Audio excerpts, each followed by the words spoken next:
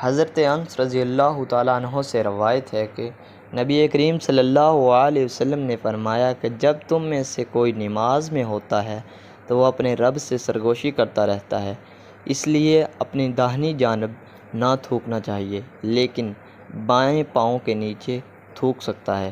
صحیح بخاری 531۔ حضرت ابو ہریرہ رضی اللہ تعالیٰ عنہ سے روایت ہے کہ آپ صلی اللہ علیہ وسلم فرماتے تھے کہ اگر کسی شخص کے دروازے پر نہر جا رہی ہو اور وہ روزانہ اس میں 5 دفعہ نہائے تو تمہارا کیا گمان ہے؟ کیا اس کے بدن پر کچھ بھی میل باقی رہ سکتا ہے؟ صحابہ نے عرض کیا کہ نہیں یا رسول اللہ، ہرگز نہیں۔ آپ صلی اللہ علیہ وسلم نے فرمایا کہ یہی حال 5 وقت کی نمازوں کا ہے کہ اللہ پاک ان کے ذریعے سے گناہوں کو مٹا دیتا ہے۔ صحیح بخاری حدیث نمبر 528۔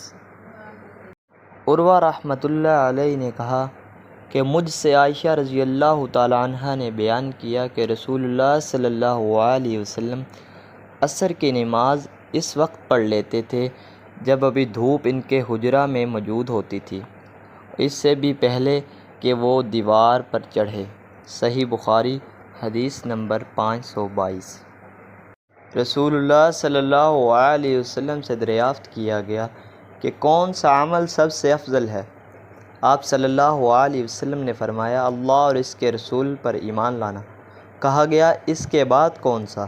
آپ صلی اللہ علیہ وسلم نے فرمایا کہ اللہ کی راہ میں جہاد کرنا۔ کہا گیا پھر کیا ہے؟ آپ صلی اللہ علیہ وسلم نے فرمایا حج مبرور۔ صحیح بخاری حدیث نمبر 26۔ حضرت صلی اللہ علیہ وسلم نے فرمایا بے شک تو جو کچھ خرچ کرے اور اس سے تیری نیت اللہ کی رضا حاصل کرنی ہو تو تجھ کو اس کا ثواب ملے گا، یہاں تک کہ اس پر بھی جو تو اپنی بیوی کے منہ میں ڈالے۔ صحیح بخاری حدیث نمبر 56۔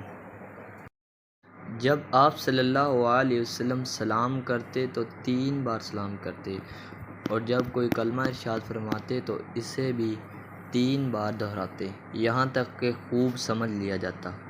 صحیح بخاری حدیث نمبر 94۔